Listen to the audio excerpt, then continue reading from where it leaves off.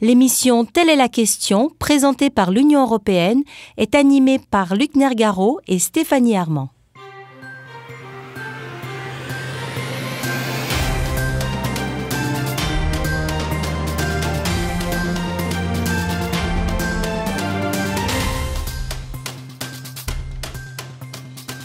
Bonjour et bienvenue sur Métropole, où nous vous retrouvons pour la 4e édition de l'émission Telle est la question. Une émission, comme vous le savez, dynamique, qui propose des réflexions sur des sujets profonds et importants pour l'avenir d'Haïti. Des sujets que nous essaierons de décrypter ou du moins d'éclairer avec des invités experts sur la question.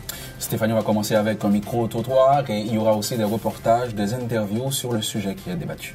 Un sujet qui est un sujet très complexe, puisqu'aujourd'hui nous allons évoquer la résilience. La résilience, on parle de résilience parce que justement on a un pays qui est vulnérable. En Haïti, les chocs et les stress d'origine naturelle ou humaine ont des impacts particulièrement forts en termes de perte de vies humaines et économiques, dégradant les outils de production, les moyens de subsistance et les infrastructures. Donc, on va parler de résilience. Comment supporter tout ça? Comment faire face à tout cela? Comment permettre à la population d'être plus résiliente et de se donner des moyens pour être mieux protégée face aux catastrophes et surtout pour mieux s'en relever? Pour en parler, deux invités avec nous aujourd'hui. Jocelyn Lance, expert de l'Union européenne, et Jenny Chandler, qui est directeur de l'Office de la protection civile. Voilà, et comme d'habitude, pour commencer, nous allons aller prendre le pouls auprès de la population. Nous sommes allés à Jérémie pour ce micro-trottoir. La question, c'était comment vous étiez-vous préparé à la catastrophe? Là, on parle de Matthew en 2016. Voyons les réponses.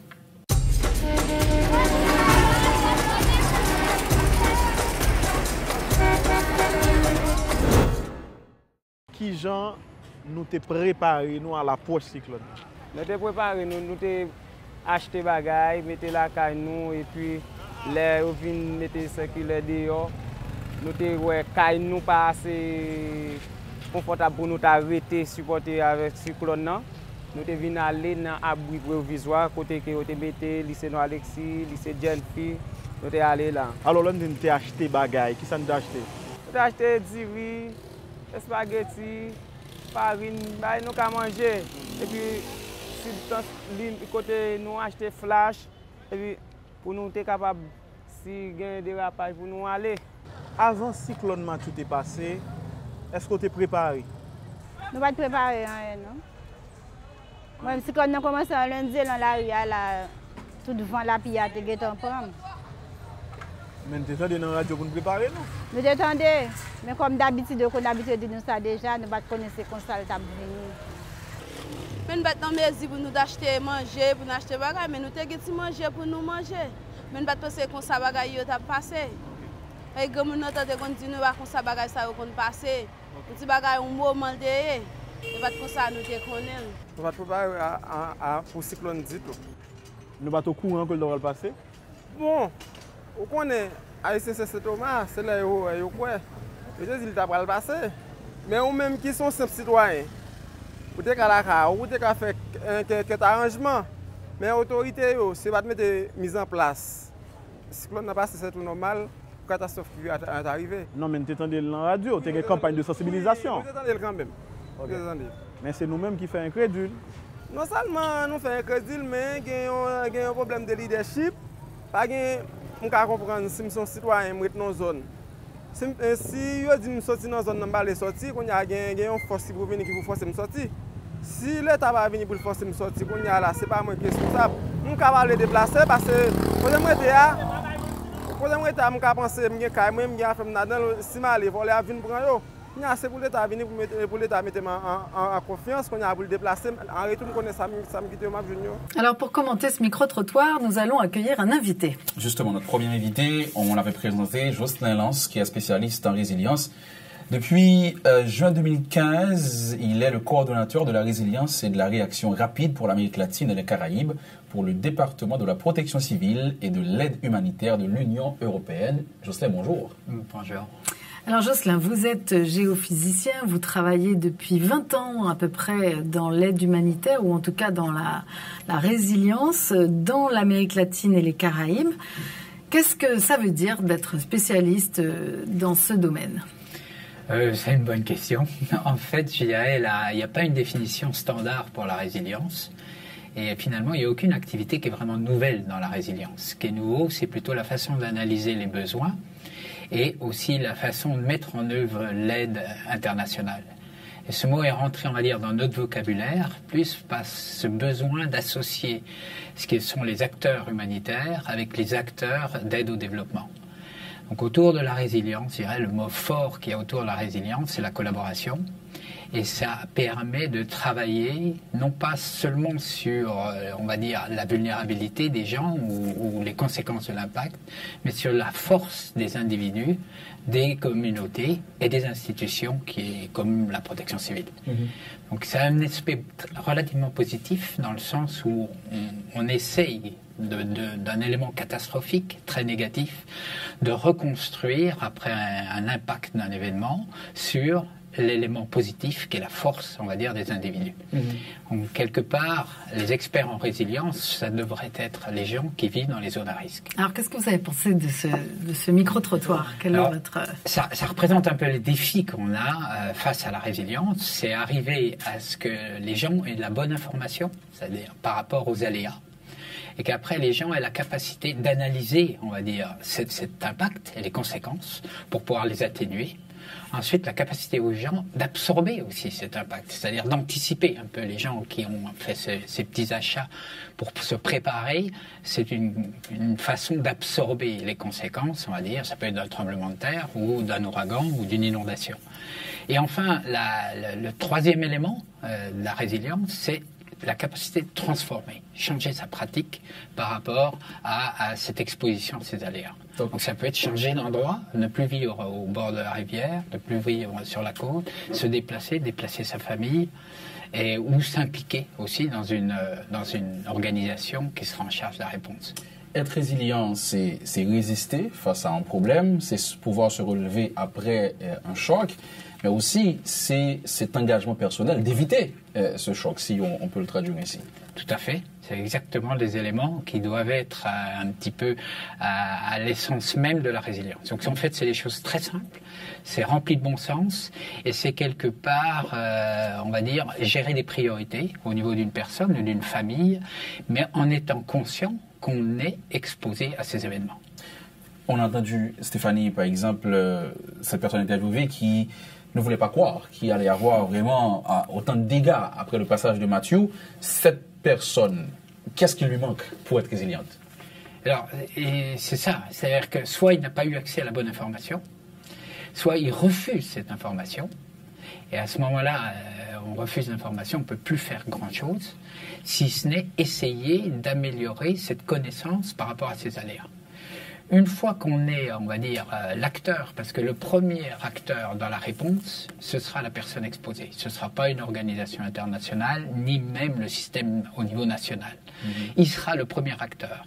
Donc il faut arriver à convaincre cette personne que la résilience, elle lui appartient. Et c'est un élément à intégrer, on va dire, dans sa gestion quotidienne. Chacun, après, doit, quelque part, assumer la responsabilité de ses choix par rapport à ces phénomènes-là. Quelle est la part de l'individu, justement, par rapport à la part du collectif ou du gouvernement? Je dirais, tout commence par l'individu. Après, on passe, on va dire, au niveau familial, après au niveau communautaire et après au niveau national. Mais quelque part, l'individu est au centre de la problématique. Et l'approche résiliente, c'est aussi mettre, on va dire, la personne au centre. Et on dit en anglais empowered, donc en français renforcer sa capacité, renforcer la capacité de l'individu. Et après, par effet, on va dire domino, aller de l'individu à la famille, à la communauté et à son pays ou les institutions. Et pas l'inverse. Et pas l'inverse. Alors, on va peut-être continuer avec les exemples qui nous serviront de base de discussion, puisque toujours à Jérémie, ça nous a intéressé, puisque ayant subi effectivement une catastrophe naturelle d'une ampleur qu'il ne mesurait pas et qu'il n'imaginait pas, on entend que justement les anciens disaient ça va passer, c'est pas passé. On est allé également rencontrer le maire de Jérémie sur place et on va voir comment justement il a réagi face à ça.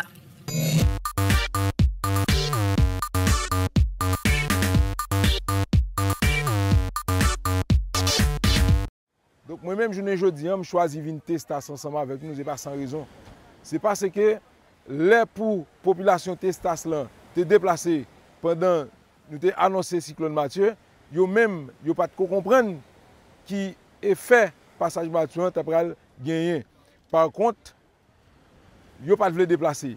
Mais finalement nous-mêmes, nous t'es obligé de parler ensemble avec eux, déplacer la mi-temps la nuit, venir forcer moun sa déplacer. Yo te vinn déplacer, là où vinn déplacer, eh bien cyclone Mathieu passé dans la soirée, et bien c'est ça que fait moun sa yo même yo pas mourir. Bon, après passage nous avons l'Union européenne à travers ONU Habitat qui a visité nous et garder qui coûte mieux capable bail et municipalité jérémienne. Surtout dans le cadre de réhabilitation urbaine.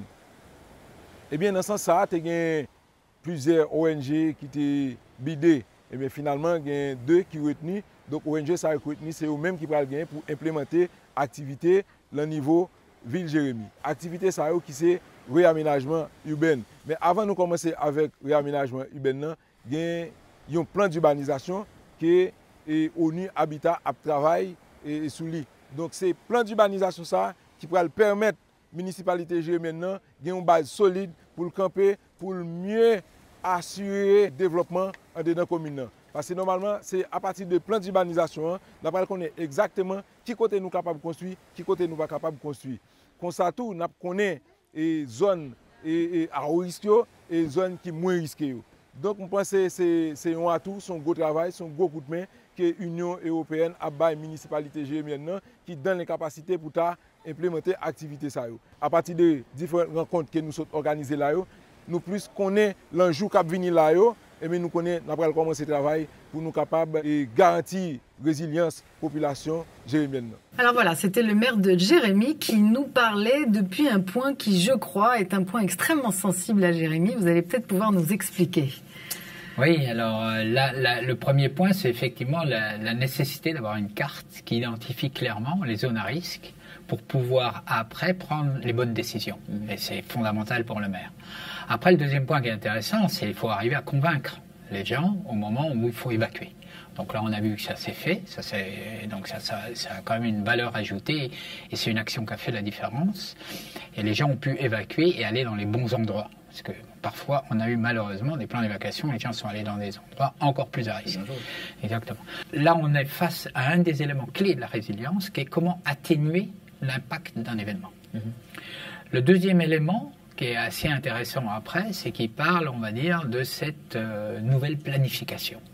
Donc c'est quelque part comment absorber les conséquences de nouveaux événements en changeant l'organisation de la ville, en utilisant ces cartes, et deuxièmement, en transformer, quel autre élément, transformer, on va dire, le plan d'urbanisation de sa ville en définissant des zones où il ne faut plus construire.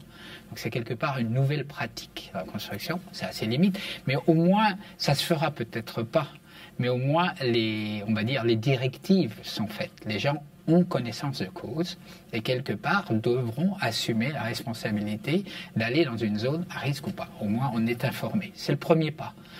Donc, tout ne se fait pas du jour au lendemain, mais c'est le premier pas. Donc, la résilience passe aussi par la formation des autorités, puisqu'il faut que les élus aient les bonnes informations pour pouvoir canaliser les gens. Donc, heureusement, on va dire que les maires ont participé à cette formation organisée par l'Union européenne. Exact. C'est un des éléments clés au niveau de former les petites municipalités. Aider à cette formation à partir du moment, je dirais, où il y a une volonté de la part de la municipalité de s'impliquer. Sinon, c'est difficile d'avoir, on va dire, une certaine pérennité dans l'action. L'autre élément aussi, c'est qu'on peut très bien aussi former les communautés elles-mêmes. Ce qui s'est fait avec la préparation à la sécheresse aussi en Haïti, dans le sud-est et dans le nord-ouest, où directement c'est les gens qui vont analyser la situation en utilisant les indicateurs qu'ils ont à leur niveau pour pouvoir anticiper un problème. Donc, et après, ils peuvent passer cette information à leur maire et plus haut s'il faut.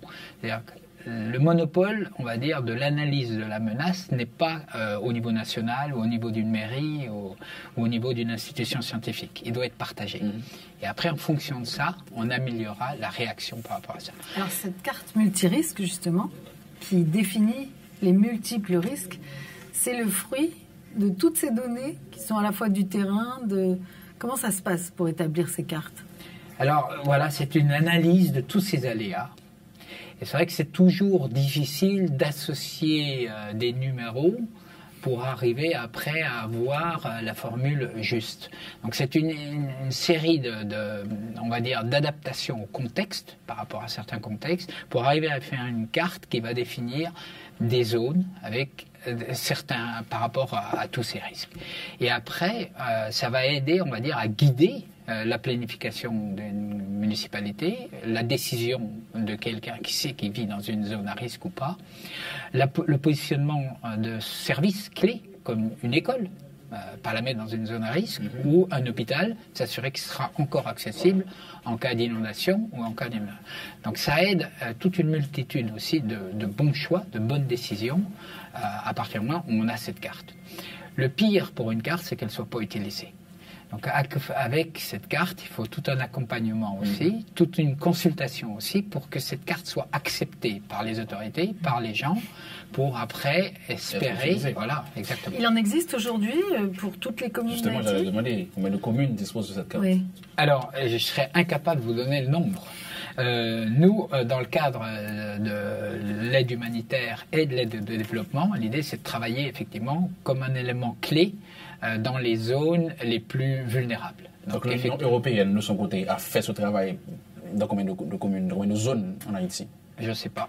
Est-ce que c'est à travers les projets justement de coopération que chaque projet sait, ou en tout cas intervient avec cette carte en tête? Voilà, à partir du moment, je dirais, où on décide d'appuyer des activités, on va dire, de résilience ou de préparation aux catastrophes, ou de réduction de risque de désastre, l'élément clé passe par la cartographie. C'est un des éléments les plus importants. Sinon, on a du mal à accompagner tout type de processus de décision. Donc effectivement, ces cartes sont extrêmement importantes. C'est une recommandation du gouvernement, dans le cadre de l'aide extérieure, de la coopération, d'appuyer ces initiatives, car c'est l'élément clé pour tout ce qui est prise de décision on va dire, dans l'ensemble de la réduction de risque des catastrophes. Donc cette carte pourra aider la direction de la protection civile, la DPC. Et on va justement demander au directeur de la protection civile, qui est notre deuxième invité, que nous allons accueillir dans quelques instants. Jerry Chandler.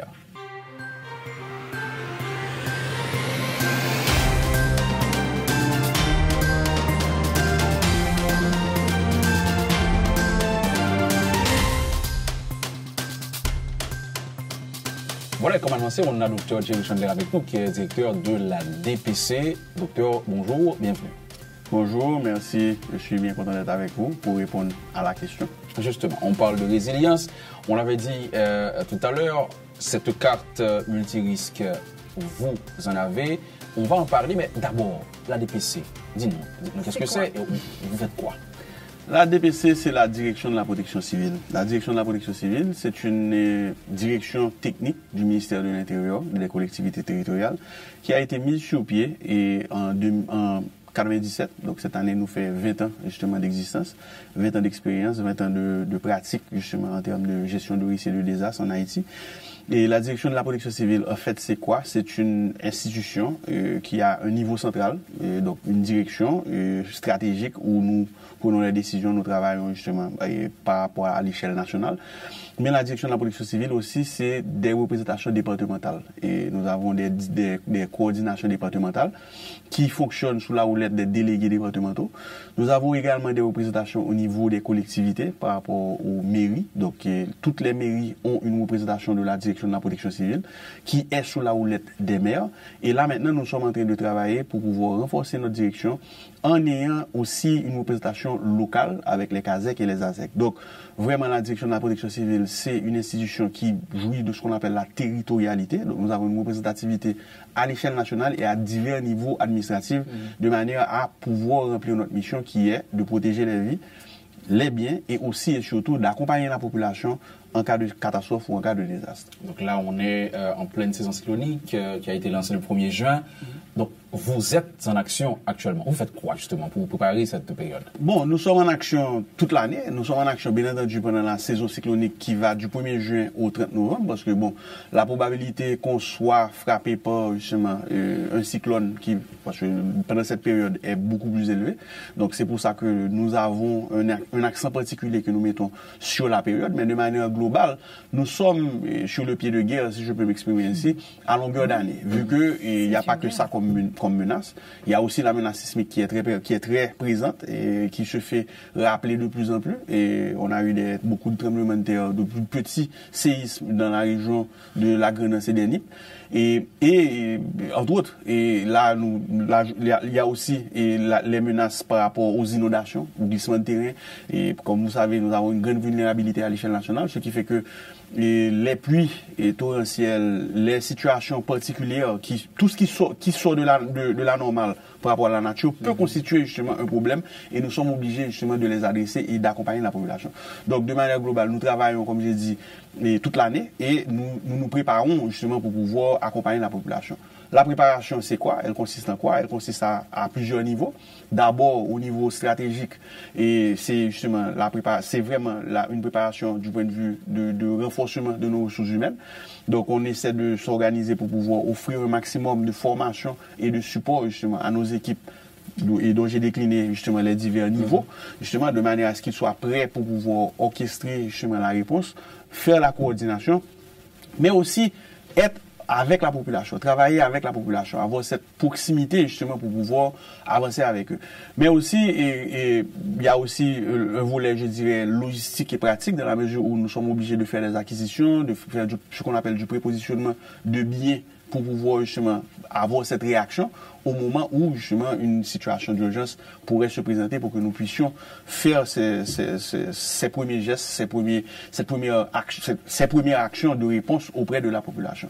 Donc vraiment, c'est un travail justement de longue haleine, c'est un travail à longueur d'année justement et à tous les niveaux parce que nous sommes obligés de réfléchir de manière stratégique, mais nous sommes obligés aussi d'être pratiques et d'être sur le terrain avec justement la collaboration et le support de nos partenaires, et que ce soit au niveau local, je parle là de la société civile, du secteur privé, etc., mais aussi au niveau international avec justement les partenaires techniques et financiers, les bailleurs, et notamment l'Union européenne avec laquelle nous travaillons justement, nous avons une étroite collaboration. Donc c'est tout ceci qui fait la protection civile et qui, à travers justement tous ces axes que nous justement opérons au niveau de la protection civile pour pouvoir être prêts, entre guillemets, et à accompagner la population. Je dis entre guillemets parce que nous nous considérons jamais assez prêts, justement. Donc c'est pour ça. Bon, là, on parle de résilience et Jocelyne l'a dit tout à l'heure, il n'y a pas une définition propre, mais maintenant, ces problèmes qu'on rencontre généralement quand il y a des catastrophes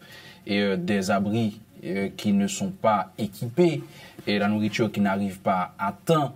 Maintenant, est-ce qu'il y a un travail avec cette carte multirisque dont vous disposez? Est-ce qu'il y a un travail qui se fait maintenant pour identifier les bonnes zones, les bons abris, pour savoir quand et où déplacer les gens? Est-ce que ce travail se fait en ce moment, Dr. Chandler? Absolument. Ce travail se fait et l'idée, c'est de pouvoir capitaliser sur cet outil qui est, je dirais, vraiment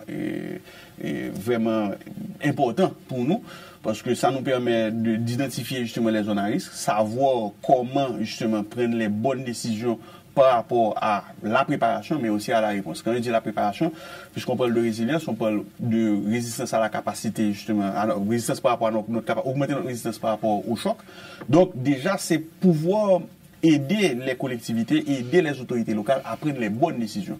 Où construire, comment construire, et où orienter la population. Est-ce qu'on peut faire un marché là? Est-ce qu'on peut avoir une zone résidentielle là? Et ainsi de suite. Donc, c'est tous ces paramètres que nous utilisons à travers justement cette carte multirisque. Et en plus de ça, justement, au moment de réagir et d'avoir la réponse, la carte multirisque nous permet aussi de prendre des décisions par rapport à comment évacuer la population, comment la mettre à l'abri et ne pas justement faire ce qu'on appelle du suraccident, donc les déplacer et les mettre dans une zone encore à risque et justement compliquer les situations.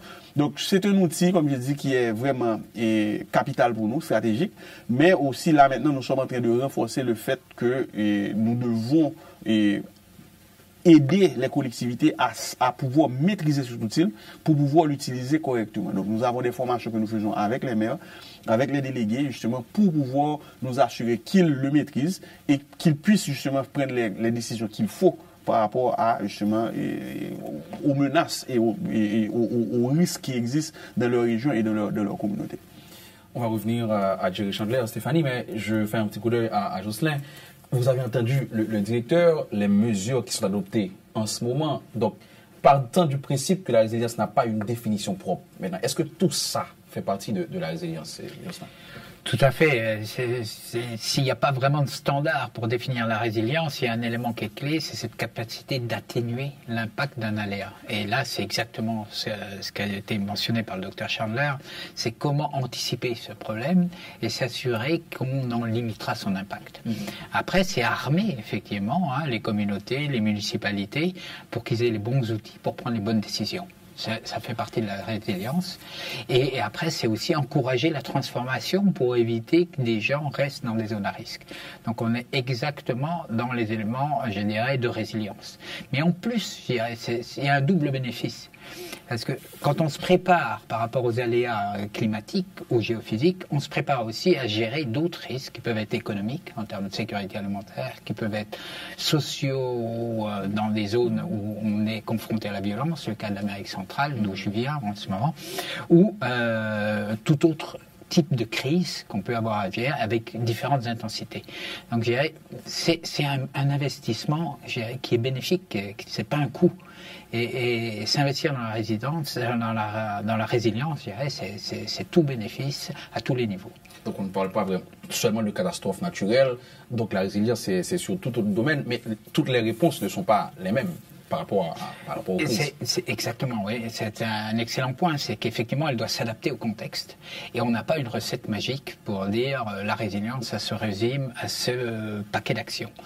Donc, dans notre action, nous, l'appui qu'on fait à la résilience, l'idée, c'est qu'elle sait appuyer la stratégie au niveau d'un pays, au niveau de la protection civile, et accompagner un processus.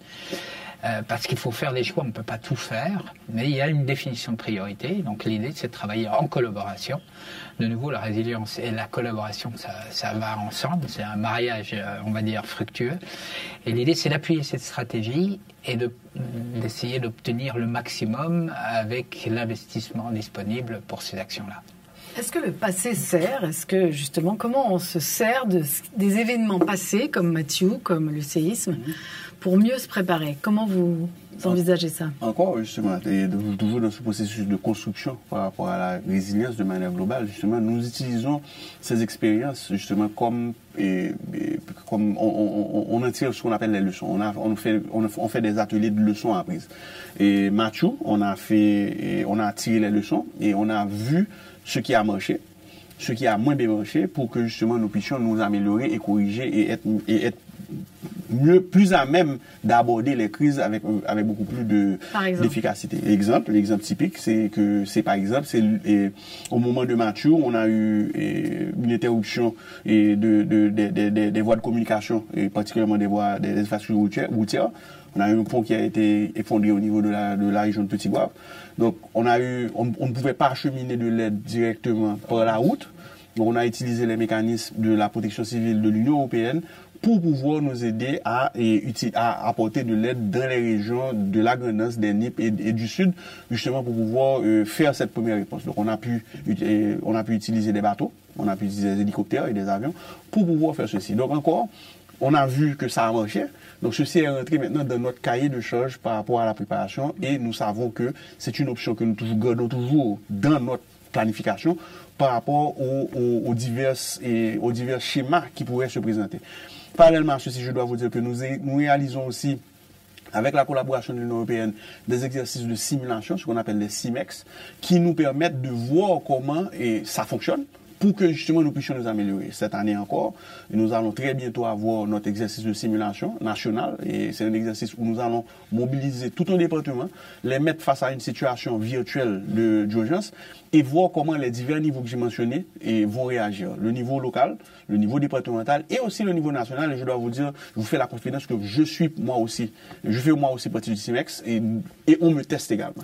Donc l'exercice est quand même payant parce que l'année dernière on l'a fait, nous avons pu tester tous nos protocoles et nos mécanismes et ça nous a permis de mieux nous préparer par rapport à la venue de Maria et d'Irma et pendant la saison passée et nous avons pu avoir des meilleures réactions par rapport à justement la gestion de ces catastrophes qui s'annonçaient justement sur le pays. Il y a de ces problèmes récurrents et qu'on rencontre assez souvent. Et par exemple, la nourriture n'arrive pas à temps, et l'argent pour les municipalités qui n'arrivent pas à temps, et les abris ne sont pas équipés, pas le matelas et tout. Maintenant, quelle serait la solution? Est-ce que vous pensez à des entrepôts pour provisionner le matériel? Est-ce que c'est envisageable? Bon, il y a plusieurs solutions, il y a plusieurs façons d'aborder le problème. Et effectivement, il y a beaucoup de ces problèmes justement qui sont des problèmes essentiellement logistiques et pratiques. Et là maintenant justement, on a pris des mesures au niveau administratif, on essaie de s'arranger pour que justement comment on dit, la cavalerie puisse suivre. Donc, on essaie de s'arranger pour qu'on ait, par exemple, un prépositionnement en termes financiers au niveau des départements, de manière à ce qu'on n'ait pas ces retards, justement, par rapport à la mobilisation des fonds. Et, par exemple, l'année dernière, on l'a fait, ça a bien marché. Et jusqu'à la saison pluvieuse qui vient de s'écouler, on a pu utiliser ces mécanismes pour avoir des réponses rapides. Mais, il est de fait que, je dois vous dire que c'est pas toujours évident non plus, parce que, justement, au fur et à mesure qu'on teste les mécanismes, comme je dis, on s'améliore avec le temps. Et c'est ça, c'est l'exercice que nous sommes en train de faire là maintenant, justement.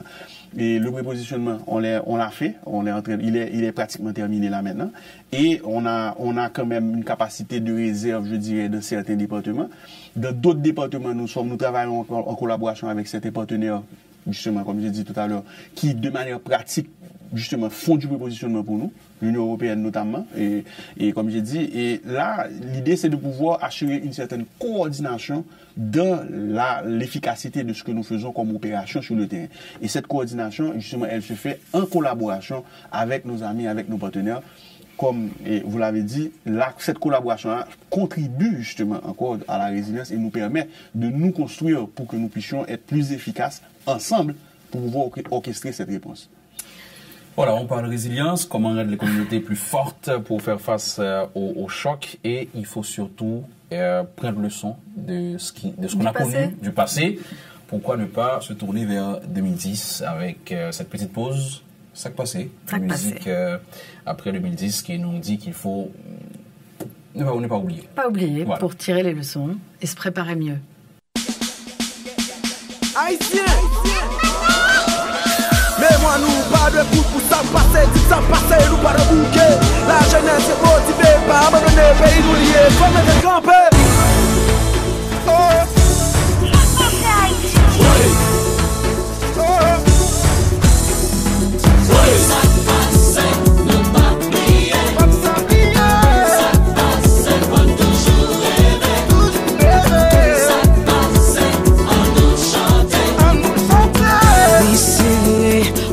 Freine tombé. Oui, c'est vrai, même l'église est crasée. Oui, c'est vrai que Péristil qui fait. C'est pas ça que pouvait nous suspendre rêver. Ça passe, nous pas plier. Ça passe.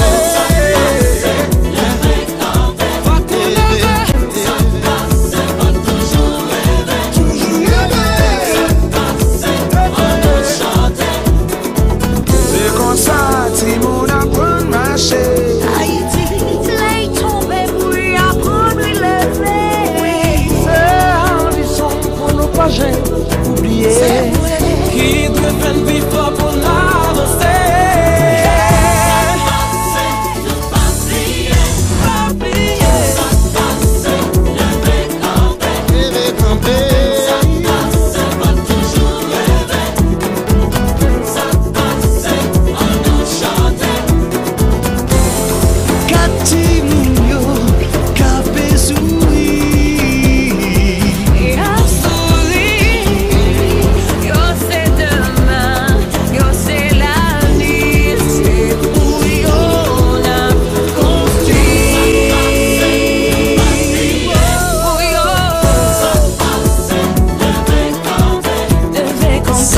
c'est pour l'interrogation.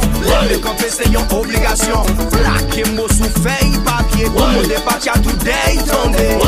Route la langue donc, mais nous pas ta doué coup de songer. Ce cataclysme n'a pas pu tuer nos rêves. On marche vers le progrès sans prendre de trêve.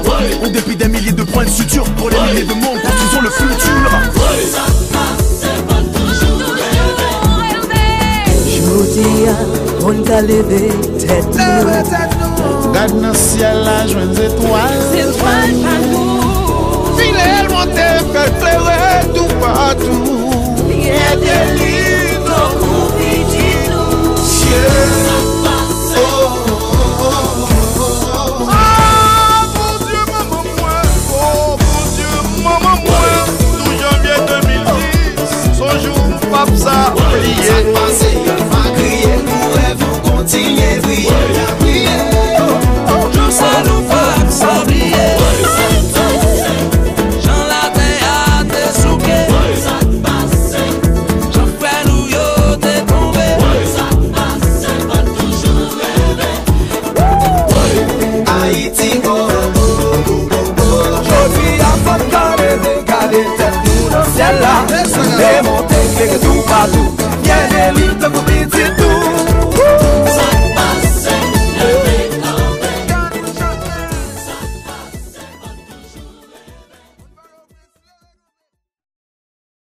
Vous suivez l'émission Telle est la question et ce matin on parle résilience. Avec nous les invités, Justin Lance de l'Union Européenne et Dr Jerry Chandler de la DPC.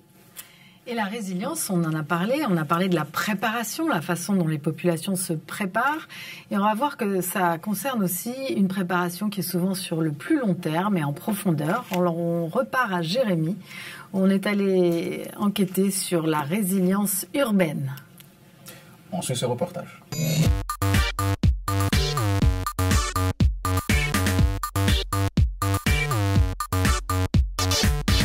En termes de réponse à l'urgence, qui a commencé à travailler Jérémy sur un projet de renforcement de résilience que l'IGN a implémenté pendant 2 années au niveau de Jérémy, qui était focalisé sur améliorer, renforcer capacité population dans zone à risque pour que soient capables résilient, pour que soient capables d'adapter avec choc là et relever facilement de choc là.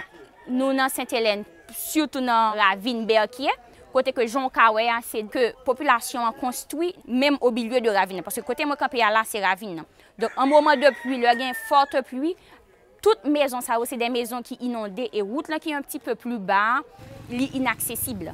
Parce que terre yo gen déboulement tout bagay ça donc living ça c'est inaccessible. Donc ça rentre dans une activité que nous voulons faire avec Urbaïti côté que nous voulons protéger berge là. C'est sûr que zone n'est pas une zone pour qui t'a construit mais nous voulons au moins réduire risque pour population vulnérable qui dans zone là côté que nous pour aller protéger berge là pour éviter que en saison de pluie pendant période cyclonique ça que monde qui habite là pour réduire risque là pour eux.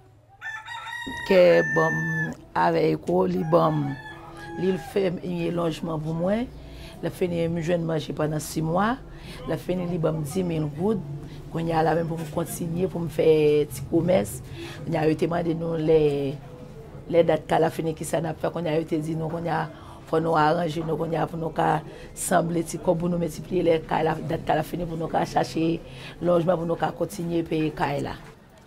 Effectivement, nous devons l'école Sainte-Marguerite d'Urville, qui est dans le quartier Sainte-Hélène, dans la banlieue, Jérémy. Marguerite, c'est une 10 l'école qui a été soit réhabilitée ou bien reconstruite dans le cadre de réponse sous projet ECO.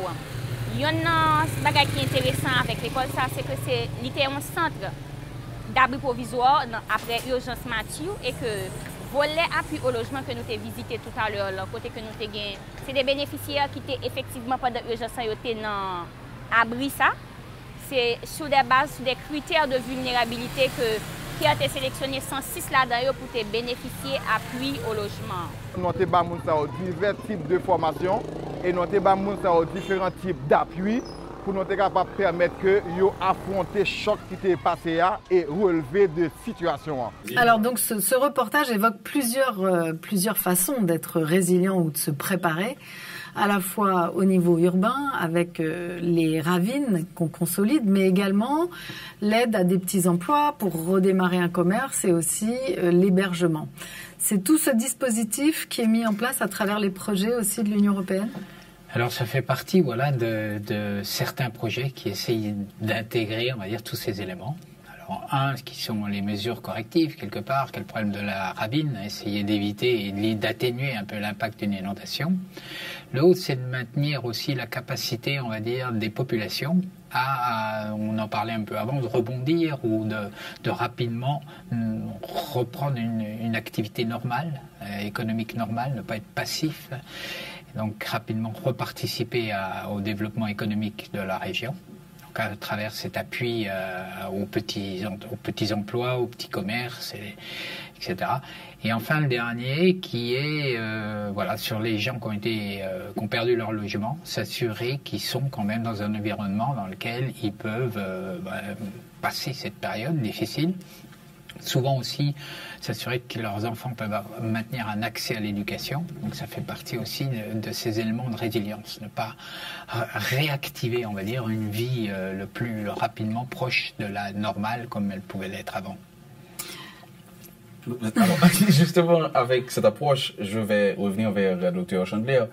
Et puisqu'on parle de préparation sur le long terme, comme Stéphanie l'avait dit, est-ce que la DPC a une responsabilité à ce niveau, la construction, par exemple, on a vu les gens construire dans les ravins. Est-ce que vous, au niveau de la DPC, vous pouvez agir à ce niveau et empêcher que cela se fasse? Absolument. Nous avons une responsabilité et elle n'est peut-être pas directe, ok, par rapport à, je dirais, à un niveau exécutif, par rapport à ce type d'action sur le terrain, mais notre rôle, justement, c'est de voir, d'abord d'identifier le problème, voir la menace, et c'est le rôle, justement, d'un outil comme la cartographie multirisque, et à partir de ça, justement, de véhiculer le problème vers qui de doigt. Ça veut dire quoi? Ça veut dire qu'à un niveau communal, à un niveau de la mairie, par exemple, le maire alors l'équipe de la protection civile peut faire cette identification, voir qu'à un espace donné, que ce ne serait peut-être pas recommandé d'avoir tel type de construction, à ce moment-là, véhiculer le message et, par exemple, par rapport au permis de construire qu'il lui aurait à donner, ne pas donner ce permis de construire. Maintenant, à un niveau stratégique, la direction de la protection civile aussi est une institution qu'on dit transversale, dans la mesure où nous travaillons de manière étroite avec d'autres institutions, notamment les travaux publics, pour rester dans cet exemple. Donc à ce moment-là, nous pouvons voir justement à travers ces cotes certaines zones à risque et nous pouvons notifier le ministère des Travaux publics, le ministère de l'Environnement par exemple, pour qu'ils puissent à leur niveau déjà prendre des mesures correctives en anticipation justement pour pouvoir avancer. Mais pas seulement cela, mais on peut même aussi de manière proactive et pratique par rapport aux projets qui devront être faits, par rapport à ce qu'il y a comme activité projetée sur le long terme, justement coordonner ces activités pour que justement les actions soient des actions pérennes et des actions qui puissent porter à terme, pas juste des actions ponctuelles, immédiates, qui sont justement limitées dans l'espace et dans le temps. Donc c'est un petit peu ça notre rôle au niveau de la protection civile, parce que nous travaillons, je dois vous dire que nous sommes les secrétaires exécutifs du secrétariat permanent de gestion de risques et de désastres, qui est une entité plus large qui regroupe les ministères sectoriels, la Croix-Rouge et justement les institutions qui travaillent directement avec nous dans la gestion des risques et des désastres de manière générale. C'est quelque chose qui est pris en compte, vous trouvez justement de manière transversale par tous les ministères. Cette protection, cette notion de protection civile et donc de résilience, est-ce que c'est quelque chose qui... C'est un petit peu ça le mandat que nous avons également. C'est de vraiment créer cette culture justement de la protection civile. Vraiment créer cette culture et alors ces réflexes, cette réflexion aussi, et de manière plus large, et non seulement au niveau institutionnel, mais au niveau personnel. Et comme vous l'avez dit précédemment, ça commence justement au niveau de l'individu pour aller vers la collectivité, vers la société et à l'échelle nationale par extension. Donc, et certainement, nous essayons d'inculquer ceci à l'échelle individuelle, mais certainement, et c'est pour ça que là maintenant nous sommes en train de mettre un accent sur l'introduction de la gestion des risques et des désastres au niveau des écoles, donc miser sur les plus jeunes pour créer une nouvelle génération justement de gens résilients, justement, et à partir de ça, justement, travailler avec nos partenaires au niveau étatique, au niveau international, au niveau local également, pour que tout le monde puisse s'y impliquer et vraiment faire du slogan de la protection civile une réalité, le slogan qui dit que protection civile, c'est affaires nous toutes. Très bien. Alors, Success Story, nous repartons dans la grande danse pour un reportage qui va nous montrer la résilience des écosystèmes. Il s'agit d'un projet d'agriculture qui se trouve à Abricots et à Bonbon.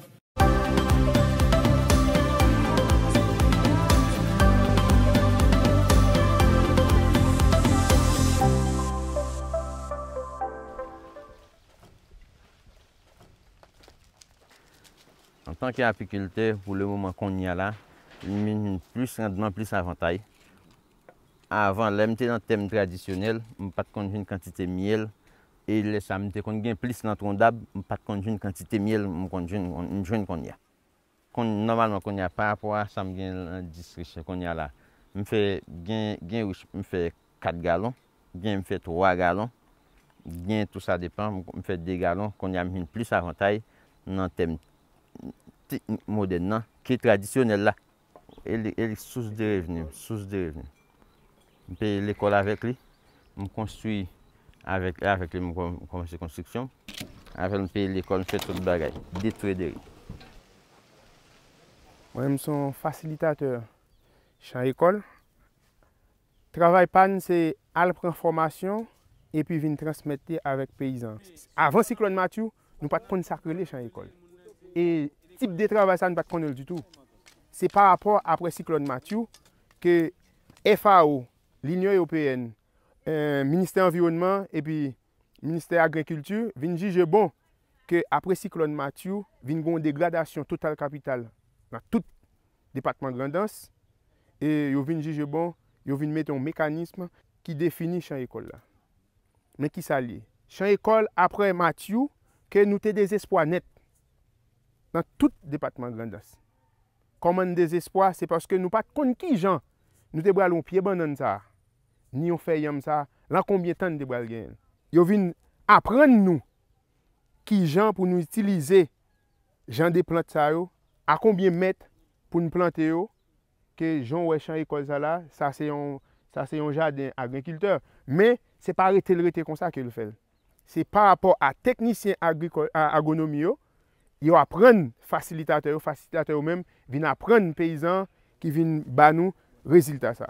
Ça veut dire dans chaque école là qui j'en nous récolte. Chaque école là compris de 25 moun. Ça veut dire ça nous te apprendre que technicien te ba nous pas gen nou chaque école là pour 25 moun dans li. L'aime pour 25 moun ça veut dire moi même qui facilitateur m'pa ka lever un bonjour pour me dire bon m'bral dans chaque école ça m'bral récolter peut-être moi. Ça veut dire nous avons mise en place pour nous faire pour me joindre avec 25 moun champ école ça yo qu'on a dit bon jodi pour apmi nous bral racher poids. Voilà pour notre success story. Donc on a compris l'histoire. Maintenant c'est plus de miel, meilleure récolte pour les agriculteurs dans le département de la Grand'Anse. Maintenant Jocelyn, vous avez vu les images et les commentaires. J'ai envie de vous demander en quoi est-ce que ces efforts-là participent à renforcer la capacité des gens. Des populations. Pour moi, c'est une très très bonne illustration, on va dire, d'une action qui va dans le sens d'être de la résilience, plus sur l'élément où on parlait de transformation. Cette capacité qu'a une communauté de s'adapter et de changer ses pratiques pour pouvoir affronter le prochain événement. C'est-à-dire que là, si de nouveau on a un ouragan, les gens auront des techniques plus adaptées pour ne pas perdre leurs ressources économiques d'un coup ou pour avoir plus de revenus, dans le cas du miel, d'avoir optimisé, on va dire, leur production. Donc c'est un des éléments de résilience pour mieux affronter les prochains événements. Donc là, on a compris que, par exemple, en pleine période cyclonique, Dr Chandler, donc c'est pas uniquement de préparer les aliments, l'eau et tout pour faire face aux catastrophes. Donc il y a un travail qui doit être fait avant et tout ça. Est-ce que de votre côté, il y a des exemples comme ça que vous pouvez partager avec nous? Absolument, absolument. Et il y a plusieurs de ces exemples à divers niveaux, justement, qui sont, à divers endroits, justement, qui sont mis en œuvre et qui, justement, participent de l'effort qu'il y a pour augmenter cette résilience. Et comme j'ai dit, ces efforts-là se font non seulement au niveau agricole, mais aussi au niveau de l'éducation, comme j'ai dit, introduction de la GRD à l'école. La communication, on se bat beaucoup pour pouvoir essayer de renforcer particulièrement les réseaux de radio communautaires justement qui nous permettent d'avoir cette proximité avec la population et des travaux également en termes d'infrastructure par rapport aux routes, par rapport justement au curage des canaux, amélioration des berges, etc. Donc c'est tout un gros chantier qu'il y a et qui nous permet justement au bout du compte, quand on additionne tous ces efforts, d'avoir justement une meilleure préparation et qui justement facilite notre travail au niveau de la direction de la protection civile. Au bout du compte, parce qu'à ce moment-là, nous avons moins de travail à faire, moins d'intervention à faire. Donc l'idée maintenant, le paradigme maintenant, c'est vraiment d'investir dans la prévention, dans la préparation, justement, ce qu'on appelle la mitigation, pour que, au bout du compte, on ait un résultat et une solidité, et justement une meilleure résilience, justement, pour pouvoir mieux réagir à ce type de situation.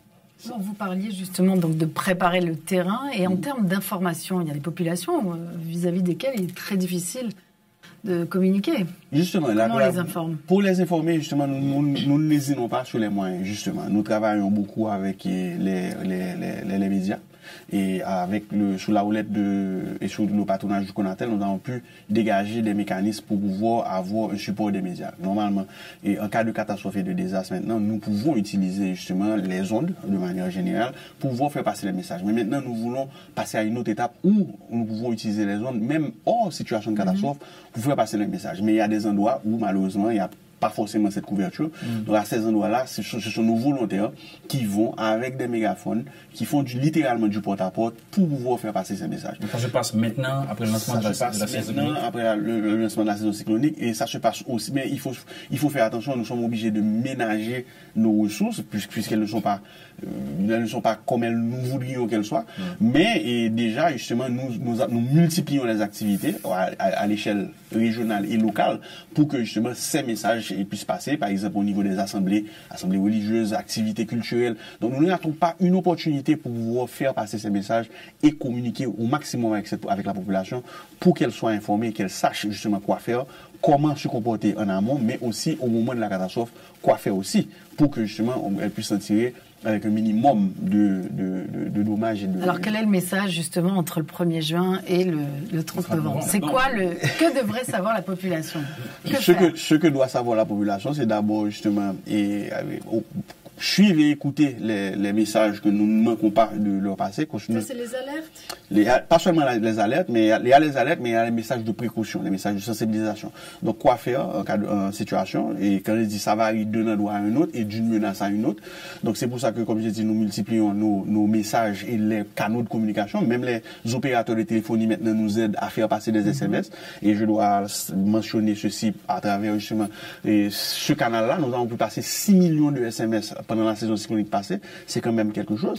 Donc, c'est pour vous dire que on ne ménage pas les moyens et les efforts pour leur dit-on? Attention, il faut toujours avoir de l'eau, qu'est-ce qu'on dit? Prendre les précautions d'usage, surtout et d'abord, ne pas, par exemple, s'aventurer de manière inutile. Ceux qui construisent ou qui vivent dans des zones qu'ils savent être à risque, se déplacer. Écoutez les consignes, surtout des autorités, au moment justement où ces consignes-là doivent être passées et qui sont passées. Très souvent, on a un problème d'écriture. On passe les consignes, mais les gens se disent ah bon ça va, on verra. Et justement 5 minutes, ou du moins à moins 5, comme on sait dire, c'est à ce moment-là qu'ils réagissent. Et très souvent, malheureusement, il est trop tard. Donc nous voulons maintenant nous mettre à un niveau où nous puissions avoir justement un zéro mort de manière systématique quand ça se présente. Nous voulons absolument faire passer ces messages justement de manière systématique et de manière régulière aussi. Et quand je dis régulière, récurrente aussi, comme je dis, faire littéralement du martelage pour nous assurer qu'on atteint un maximum de gens et nous demandons aussi aux gens de faire passer le message. Et il nous sert aussi de canaux de communication. Donc, comme on dit, une dit l'autre, ça nous permet d'avoir l'effet boule de neige de manière à ce qu'on ait un maximum de gens à être informés, de manière à diminuer justement l'impact et le nombre de victimes. Ce sera peut-être la dernière question pour Jocelyn Lance. Et si je dis que l'éducation est un point fondamental dans la résilience. Est-ce que j'ai tort ou est-ce que j'ai raison? Non, vous avez raison. Et c'est l'élément. La culture de la résilience, comme je disais, elle ne va pas arriver par hasard. Effectivement, elle doit être accompagnée, une bonne information, l'accès à l'information. Et dans ce sens-là, tout ce qui peut être fait aussi avec le secteur privé, avec les agences de communication, de télécommunications, de téléphone, tous ces efforts cumulés, associés, vont nous aider, on va dire, à faire passer ces bons messages. Très bien. Des messages qui ne doivent pas passer que en saison cyclonique, mais qui doivent effectivement faire partie du mental des gens. Quotidien, bien sûr. Du quotidien. Eh bien, c'est notre rendez-vous pour le mois. En tout cas, c'est de rappeler aux gens qu'effectivement, ça a commencé, qu'il risque d'y avoir, comme on le disait dans notre dernière émission, à cause des changements climatiques et de la vulnérabilité d'Haïti, bien sûr, des impacts plus importants sur le pays. Donc, écoutez les messages de la DPC.